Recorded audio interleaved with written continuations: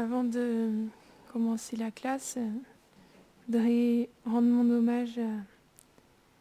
hommages à mon maître spirituel, à toute la filiation spirituelle et à Srila Prabhupada et à tous les Vaishnavas qui sont présents et demander les bénédictions de tous pour pouvoir parler aujourd'hui. Avant tout, on va lire le verset du Srimad Bhagavatam. Om Namo Bhagavate Vasudevaya. Om Namo Bhagavate Vasudevaya. Om Namo Bhagavate Vasudevaya. Om Namo Bhagavate Vasudevaya. Om Namo Bhagavate Vasudevaya. Om Namo Bhagavate Vasudevaya. Donc c'est page 103, on en y est au 23e verset du 3e chapitre sur les différents avatars.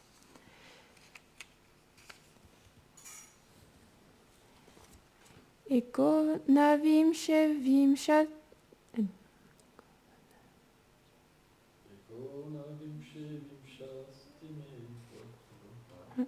Eko navim shevim shatime Vrishnishu prapya janmani Rama Krishna viti bhuvo Bhagavana harad bharam Eko navim shevim shatime Vrishnishu prapya janmani Rama Krishna viti bhuvo Bhagavana harad bharam.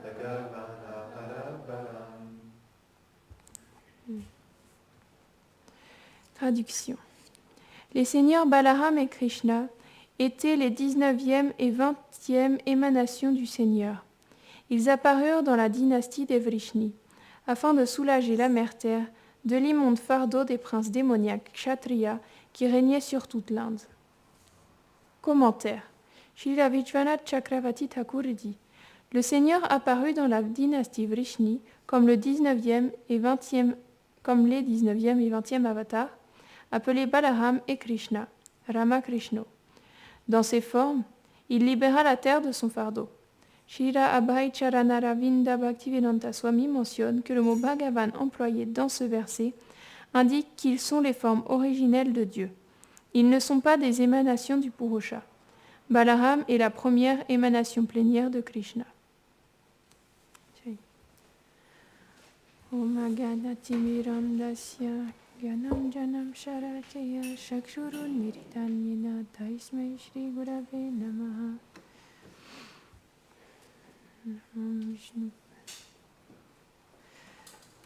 Namo Mahavadanyaya Krishna Prema Pradayate Krishnaya Krishna Chaitanya Namne Guradishe Namaha.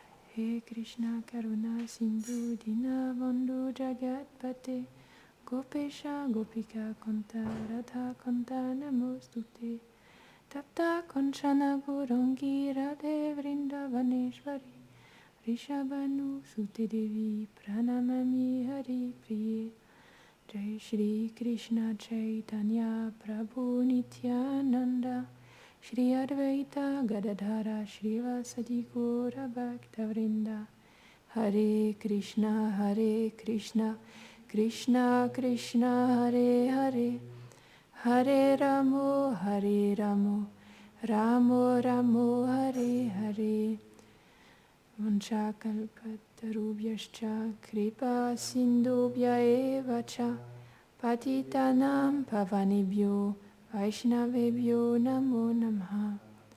Namo Vishnupadaya Krishna Preshtaya Bhutale Srimate Bhaktivedanta Swami Niti Namine. Namaste Sarasvati Deve Oravani Pracharine Nirvishesha Shunyavadi Paschatya Deshatarine.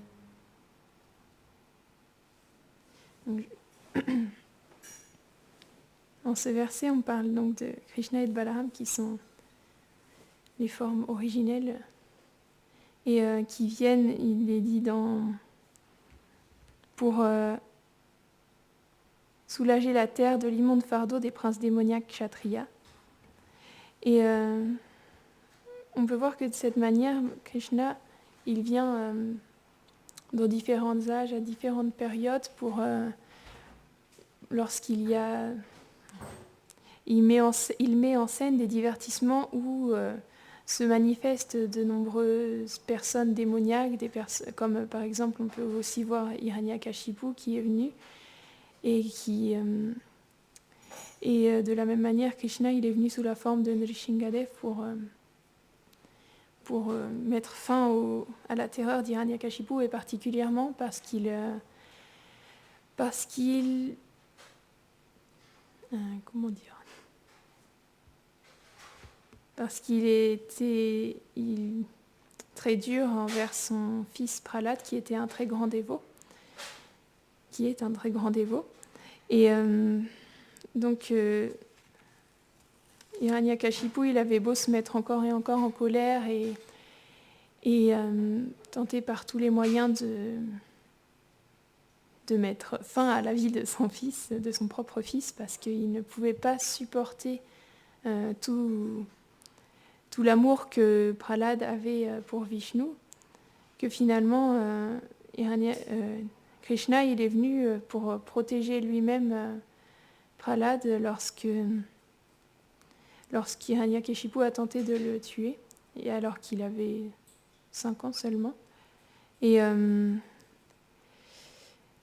Et donc aujourd'hui, je vais vous parler aussi d'une histoire d'un grand Vaishnav aussi qui de la même manière a fait preuve de beaucoup de sagesse alors qu'il était encore très jeune. Et c'est un Vaishnav qui s'appelle Sri Yamunacharya, et en fait il fait partie d'une autre filiation spirituelle, il fait partie de la Sri Sampradaya. Donc on sait qu'il y a 4 Sampradayas authentiques dont la Sri Sampradaya fait partie, et donc ils n'adorent pas forcément Krishna avec la même humeur que nous, mais on est tous à adorer Krishna. Donc dans la Sri Sampradaya, ils sont plus à adorer comme Narayan, avec plus d'opulence. Et donc Yamuna, il est né en 918 dans la province de Madurai, c'est dans le sud de l'Inde, et c'est le maître spirituel de Ramanujacharya, donc c'est un Vaishnav qui est très connu aussi. Et son grand-père, qui s'appelait Nata Muni, il est aussi très connu, particulièrement dans la Sri Sampradaya, parce qu'il a écrit beaucoup de poèmes, de chants, etc. Et donc, ses parents, son père s'appelait Ishvarapuri, et ses parents, lorsqu'il n'était pas encore né, ils ont voulu faire des austérités particulières pour avoir un enfant qui serait un véritable bénéfice pour toute l'humanité. Donc ils ont fait un pèlerinage dans différents lieux saints, et lorsqu'ils sont arrivés à Mathura et à Vrindavan, et qu'ils se sont baignés dans la Yamuna, ils ont reçu tellement de bénédictions qu'ils ont décidé d'appeler leur enfant d'après la Yamuna. C'est pour ça qu'ils l'ont appelé Yamuna, leur enfant.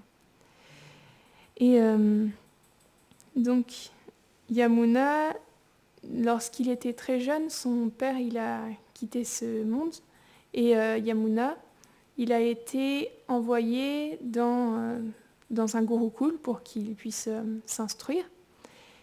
Et il avait à peine 5 ans alors, et son professeur, il s'appelait Bhasyacharya. Et matériellement, c'était quelqu'un de très très pauvre. Mais en contrepartie, il avait extrêmement de dévotion dans son cœur. En fait, c'était une personne pleine de dévotion, son professeur. C'était pas n'importe qui. Et il enseignait la philosophie, la culture de la dévotion et comment l'appliquer, etc. Il enseignait les Védas, les Écritures. Et Et Yamuna, il était vraiment très enthousiaste dans son apprentissage. Il adorait apprendre et de cette manière, il est devenu l'élève favori de Bhasyacharya. Et à Madurai, il faut savoir qu'à cette époque-là, il y avait un roi, et le roi de Pandya, donc c'est comme ça que s'appelait la province. Donc, et ce roi, il avait un pandit dans sa cour qui s'appelait Kolahala. Sauf qu'à cette époque-là, le plus grand sport de l'Inde, c'était le débat. On peut voir ça aussi dans les divertissements de Chaitanya Mahaprabhu, à quel point les débats philosophiques sont importants, parce qu'il y en a beaucoup, il y en a souvent. Et à cette époque-là, c'était vraiment comme aujourd'hui, on peut aller au football pour voir le match. Là, à cette époque-là, c'était les débats philosophiques qui étaient très importants, qui étaient très prisés par la population. Et donc, il avait un grand érudit qui avait battu tout le monde, le roi dans sa cour, qui s'appelait Kolahala. Donc, il était tellement content de cet érudit qu'il a fait passer une loi exprès en l'honneur de cette personne, et il a dit qu'il fallait que tous les professeurs, tous les savants du pays, ils débattent contre lui, et s'il perdait, il devait lui payer une taxe. Et s'il ne payait pas la taxe, alors il serait puni, et si au bout de plusieurs années, ils n'avaient toujours pas payé, la sentence, ça pouvait être même la mort. Donc c'était assez sévère. Et le professeur de Yamuna, Bhasyacharya, il avait été vaincu au débat par ce grand Kolahala. Sauf qu'il était très pauvre. Donc pendant 2 ans, il n'a pas pu payer une seule taxe parce qu'il n'avait rien pour payer ses taxes tout simplement. Et un jour, il a dû s'absenter pour faire un service. Et à ce moment-là, il y a les disciples de Bhasyacharya qui sont arrivés pour collecter la taxe. Donc ils ont toqué. Et en fait, tous les élèves, ils étaient partis chez eux, comme leur professeur leur avait dit, sauf Yamuna, qui voulait rester au Gurukul. Donc il les a accueillis, il leur a rendu ses hommages, il lui a dit « Oh, qui êtes-vous? Que puis-je faire pour vous ?» Et ils étaient très imbus d'eux-mêmes parce qu'ils étaient les disciples du plus grand érudit de l'Inde entière, donc ils étaient très fiers de ça. Donc ils ont dit « Quoi? Tu ne sais même pas qui nous sommes, mais nous sommes les disciples du grand Kolahala. Comment peux-tu ne pas savoir qui nous sommes? Et nous sommes venus pour voir Bhasyacharya. Où est Bhasyacharya ?» Donc il a dit « Mais il n'est pas là pour le moment, que puis-je faire pour vous ?» Et il leur a dit « Oh, ton maître a perdu en débat contre Kolahala, et il lui doit une taxe et il ne l'a toujours pas payée. Donc nous sommes venus ici pour l'emmener, ou pour qu'il paye ses taxes. » Et donc Yamuna, il était très doux, très humble. À cette époque-là, il avait 12 ans déjà. Mais quand il a entendu ces paroles dures sur son maître spirituel, il n'a pas pu supporter. Donc il leur a répondu quelque chose. Il leur a dit « Oh, vous pensez que votre maître est un grand professeur, mais je pense qu'une personne qui a des disciples si fiers, si orgueilleux, elle ne doit pas être très intelligente. » Et il leur a dit « Mon professeur, il n'a aucun temps à perdre avec des érudits tels que votre maître. Moi, je vais y aller et je vais débattre et je vais écraser la fierté de ce Kolahala. » À 12 ans. Donc, il y a les disciples de Bhasyacharya, ils étaient un peu scotchés, mais enfin, ils n'ont pas compris. Pour eux, c'était un peu dérisoire, un petit enfant de 12 ans qui veut débattre comme ça contre le grand Kolahala. Ils sont allés rapporter la nouvelle à leur maître et il a simplement ri, il a trouvé ça dérisoire. Et le roi, il a accepté, d'accord, bon, s'il veut débattre contre Kolahala, alors qu'il en soit ainsi. Et Bhasyacharya, quand il a appris cette nouvelle, il s'inquiétait vraiment pour son disciple Yamuna. Et simplement, Yamuna, il lui a dit que de toute façon, Krishna ferait les arrangements. Il prenait simplement refuge du Seigneur et il s'occuperait de tout. Et lorsqu'il a dû aller pour le débat, il a dit on m'invite pour le débat du plus grand érudit qui est dans la cour du roi lui-même, mais alors il faudrait que je sois amené comme il se doit, avec une procession royale à la cour du roi, puisque c'est un débat si important. Alors le roi, il a accepté. Il a fait venir un grand palanquin avec des armées, et Yamuna, le petit enfant de 12 ans qui était très humble, il est monté dans le palanquin et il est parti pour le débat. Et sur le chemin, les brahmanas qui s'étaient fait vaincre par Kolahala, ils l'ont tous béni. Ils ont dit de la même manière que Vamanadev, un petit enfant, un nain, a pu battre le grand Bali Maharaj, puisse le Seigneur faire que tu battras Kolahala. Et donc Yamuna, toujours en prenant refuge du Seigneur suprême, il est allé jusqu'à la cour du roi.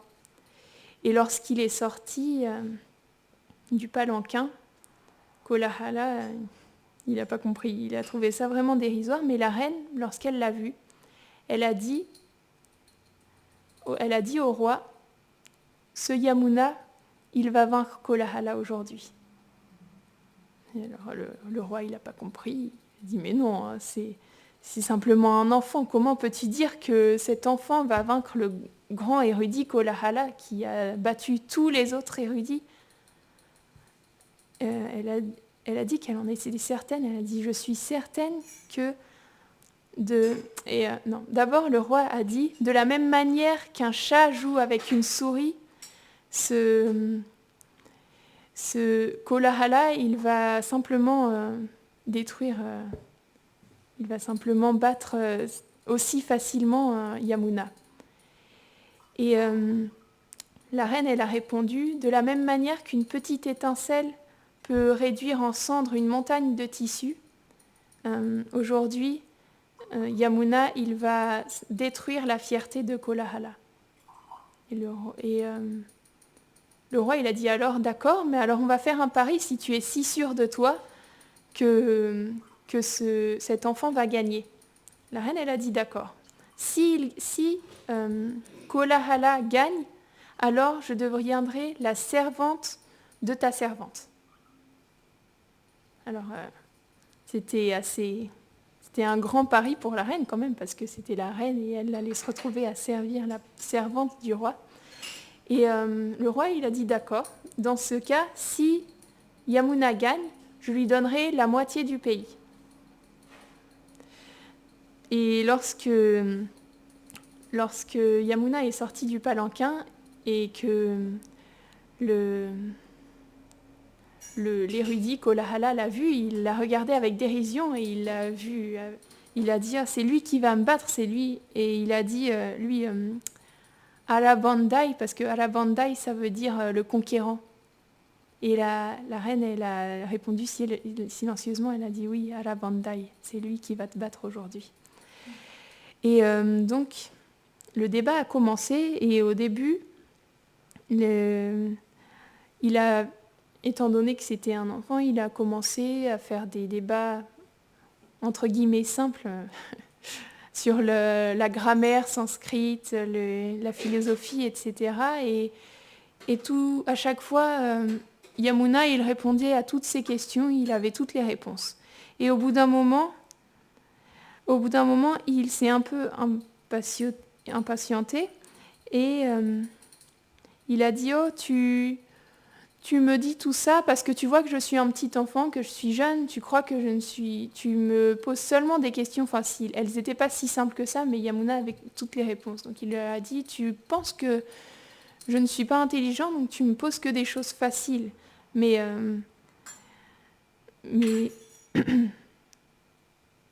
si la taille détermine la grandeur si la taille détermine la grandeur de l'intelligence, alors le buffalo est plus intelligent que toi. » Donc, Kolahala, il a compris qu'il fallait passer à autre chose. Et Yamuna, il lui a dit « Tu dois vaincre 3 propositions que je te dis.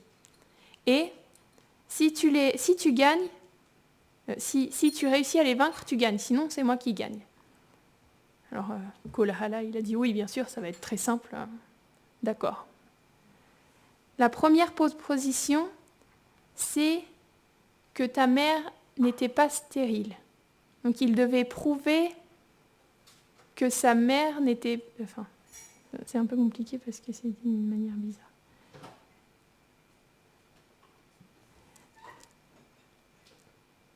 Donc il doit prouver que c'est faux, que sa mère n'était pas stérile. Donc il doit prouver que la mère de Kolahala était stérile. Alors Kolahala, il n'a rien répondu parce que prouver que sa mère était stérile, c'était pas possible étant donné qu'il était son propre fils. Tu dois me prouver que j'ai tort lorsque je dis que la reine de Pandya est une dame chaste... non, je me suis trompée, j'ai oublié la deuxième. Que le roi assis en notre présence est un homme vertueux et pieux. Donc là, il s'est senti mal, il s'est dit, mais si je commence à prouver ça, c'est sûr, le roi va me tuer, je vais pas survivre à ça, je ne peux pas prouver ça. Et la troisième proposition, c'est que la reine, tu dois vaincre le fait que la reine de Pandya soit une dame chaste et fidèle au roi. Alors il s'est dit, mais là, si je prouve que la reine n'est pas chaste et fidèle au roi, c'est la mort assurée pour moi, je ne peux rien dire. Alors il s'est mis vraiment en colère, mais comment oses-tu dire toutes ces choses? Tu veux que je blasphème notre roi si vertueux et notre reine si chaste? Comment est-ce que tu peux me demander ça à moi? Toi, prouve que les propositions sont fausses. Et là, il y a tous les spectateurs qui avaient pris parti les uns et les autres pour l'un ou l'autre. Et donc, ceux qui étaient du côté de Yamuna, ils ont commencé à dire non, c'est bon, il a gagné de toute manière. Il n'a pas réussi à répondre à ses propositions, donc c'est bon, il a gagné. Et de l'autre côté, il avait dit non, il doit répondre aux propositions, s'il les a dites, il doit y répondre. Et ça commençait vraiment à s'embraser des proportions démesurées dans le public. Et Yamuna, il a calmé tout le monde, il a dit très bien, je vais répondre à toutes ces propositions que j'ai faites. Donc, la première était que je devais prouver que ta mère était stérile. Or, dans la Manu Samhita, il est dit qu'une femme qui n'a qu'un seul enfant doit être considérée comme stérile. Alors oui, on peut dire que ta mère était stérile. Okay. Donc ça, c'était la première. Ok, oui, mais le roi, tu as dit tu devais prouver qu'il n'était pas pieux ni vertueux. Alors Yamuna, il a répondu, oh, notre roi est un tellement grand roi, il est si pieux, si vertueux, il a de si bonnes qualités. Mais il faut savoir qu'en tant que roi, dans la Manu Samhita, il est dit qu'il prend 1/6 des bonnes actions et des mauvaises actions de tout le peuple. Or, nous sommes dans le Kali Yuga. Et dans le Kali Yuga, les actions impies, elles dominent. Donc, on peut dire que le roi n'est pas pieux et vertueux. Et donc... Enfin, il lui a dit, oui, mais la reine, tu l'as insultée, la reine, tu as dit qu'elle n'était pas chaste et fidèle au roi. Alors Yamuna, il a dit, dans la Manu Samhita, de la même manière, il est dit que le roi représente 8 devas principaux comme Indra, Kuvera, Vayu, Agni, Yama, Surya, et tous ces devas-là, et les 8 devas principaux, ils sont représentés par le roi. Donc ça veut dire que la reine, elle n'a pas un seul mari, mais elle en a 9. Donc, on ne peut pas dire qu'elle soit chaste de ce point de vue-là. Et alors la reine, elle s'est mise à pleurer et à s'écrier « Aravandar, le conquérant ». Et elle s'est mise à pleurer et aller vers Yamuna. Et le roi aussi, en fait, il était tellement ému et tellement touché qu'il ait réussi à vaincre tout ça, qu'il est venu vers Yamuna et il lui a donné la moitié de son pays. Et c'est comme ça que Yamuna est devenu le roi d'une partie de... À 12 ans, il est devenu roi, en fait. Sauf que il y a les provinces voisines qui se sont dit « Ah, un roi de 12 ans, ça peut être intéressant pour nous, on va réussir à le vaincre facilement. Donc ils ont commencé à mettre en place des armées, toutes des stratégies pour vaincre le royaume de Alabandar, de Yamuna. Et le Yamuna, simplement, il dépendait du Seigneur et il dépendait du Seigneur simplement et il a envoyé des espions. Et les espions, ils lui ont rapporté ce qui se passait et ils se sont dit, ok, on va organiser des armées et on va les envoyer pour nous défendre. Simplement, en dépendant de la volonté du Seigneur, on va faire ça. En fait, il faisait ce qu'il pouvait, mais simplement, le résultat ne dépendait pas de lui. Et de cette manière, les armées, elles ont vaincu province après province, et finalement, il s'est retrouvé avec un énorme royaume. Et il a vécu comme ça plusieurs années, et c'était vraiment un roi, un très bon roi, et comme un père pour son peuple. Et il régnait vraiment avec de bonnes qualités, sauf que son grand-père, au bout de plusieurs années, il était sur son lit de mort. Et il a appelé son plus cher disciple qui s'appelait Ram Mishra. Et il lui a dit, « Oh, il y a seulement quelque chose qui me peine dans mon cœur et je voudrais que tu y remédies, puisque moi je vais quitter ce monde. Et c'est mon petit-fils Yamuna. Il était si pieux, il était si dédié au Seigneur lorsqu'il était petit, mais là, il est devenu simplement matérialiste, absorbé dans la richesse, dans l'opulence, dans la passion et toutes ces choses, et il a complètement oublié le Seigneur. Et je voudrais que tu ailles le voir et que tu puisses le raisonner. » Et donc, il a quitté son corps, donc le grand-père. Et Ram Mishra, il est allé, il a attendu plusieurs années, il a réfléchi parce que ça demandait quand même une stratégie. Yamuna, c'était devenu un très grand roi, il fallait qu'il réussisse à l'approcher et à le raisonner. Et donc, au bout de 7 ans, il est allé voir Yamuna. Sauf qu'à ce moment-là, il avait 35 ans, Yamuna. Et lorsqu'il est arrivé, il a vu qu'il y avait des C'était un royaume très opulent, hein, il y avait plein de chars avec des rois, avec des bijoux en or, etc. Et tous, ils attendaient une audience avec Yamuna. Et lui, c'était un simple sannyasi, un mendiant. Et il s'est dit, mais comment est-ce que je vais pouvoir avoir une audience avec lui ? Moi qui suis si humble comparé à tous ces rois. Et alors, il s'y connaissait un peu en cuisine et en Ayurveda. Et il a vu que dans la forêt, il y avait une sorte de feuille qui poussait qui s'appelle Tudubalai. Tudubalai, oui. Et c'est un peu comme des épinards, mais c'est particulier parce que ça a de très grandes vertus, déjà au point de vue de la santé, de la digestion, mais aussi ça calme les nerfs, ça apporte la paix de l'esprit et ça favorise l'élévation spirituelle. Donc c'est vraiment une plante qui est vertueuse en fait. Et donc il a accueilli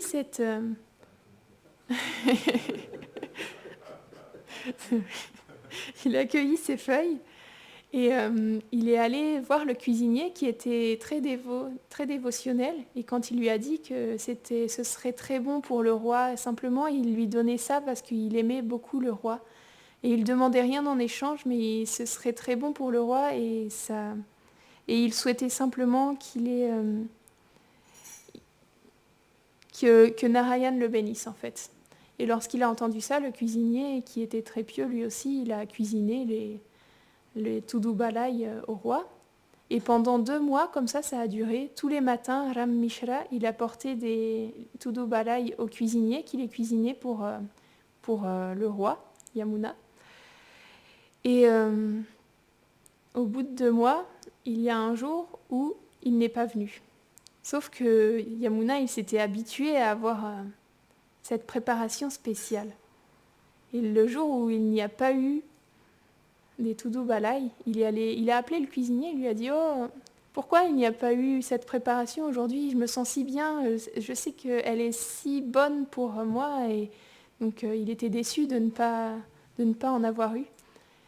Et à ce moment-là, le cuisinier lui a raconté qu'il y avait un sannyas qui, tous les matins, il venait lui apporter ses feuilles spéciales et sans rien demander, simplement parce qu'il aimait le roi et qu'il voulait son plus grand bien. Mais il repartait à chaque fois, mais aujourd'hui, il n'était pas venu. Alors quand Yamuna, il a dit ça, il lui a dit, mais il te donne ça, il ne demande rien en retour, un sannyas, un grand saint, qui vient pour me donner ça sans même demander quoi que ce soit. Donc il était très touché, il lui a dit, oh, demain, s'il te plaît, fais en sorte qu'il vienne me voir. Et le lendemain, c'est comme ça que Ram Mishra a pu avoir son audience avec le roi. Et il lui a dit, oh Yamuna, oh roi, le grand roi, je suis un étudiant, un serviteur de ton grand-père qui a quitté ce monde il y a peu, il y a quelques années, et il m'a laissé quelque chose pour toi, mais je ne peux seulement t'en parler seul à seul. Donc le roi a congédié tous ces sujets. Il a dit, il a laissé un très très grand trésor pour toi, mais il faut que tu viennes le chercher.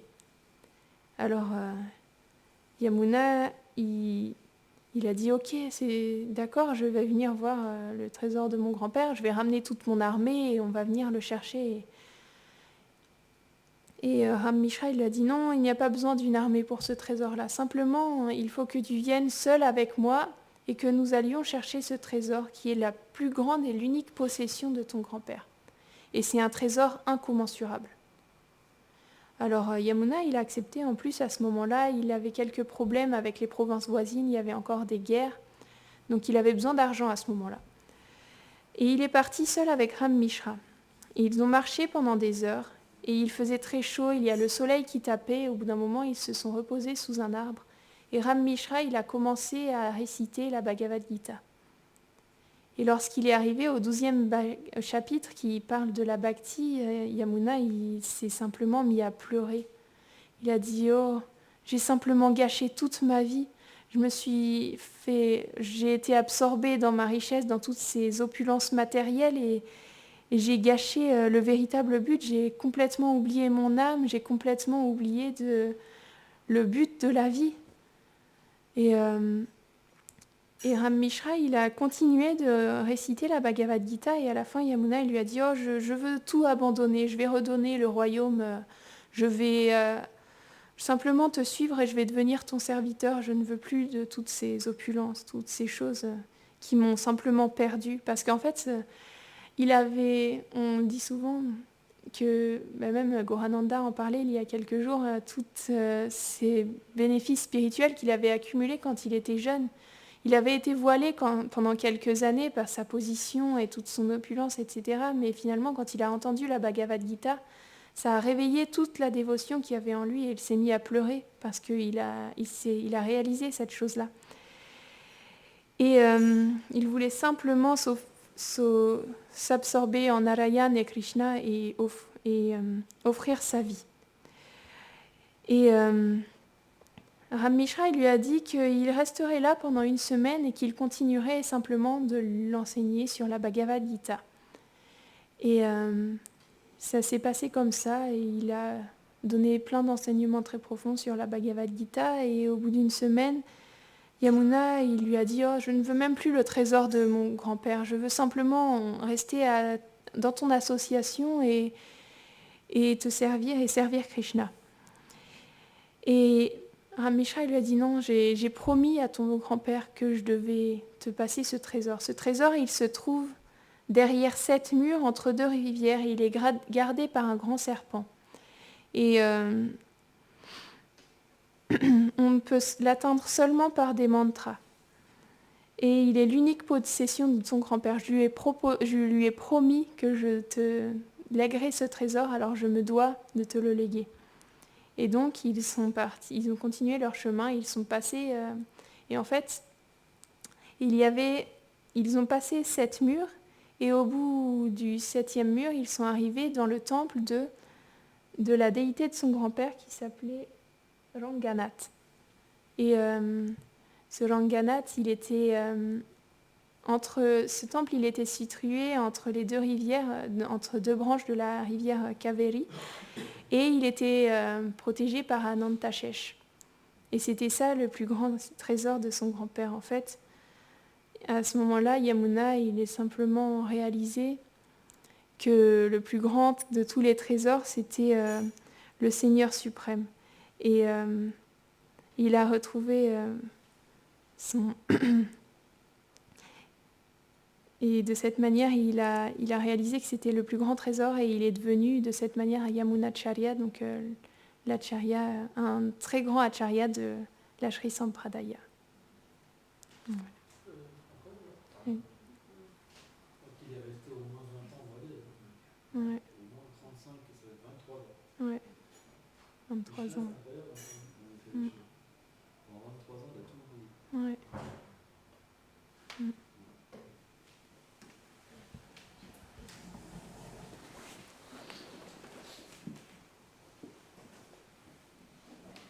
C'est qui originellement Yamunacharya? Je sais pas, il l'a pas dit. Je sais pas. Je vais chercher.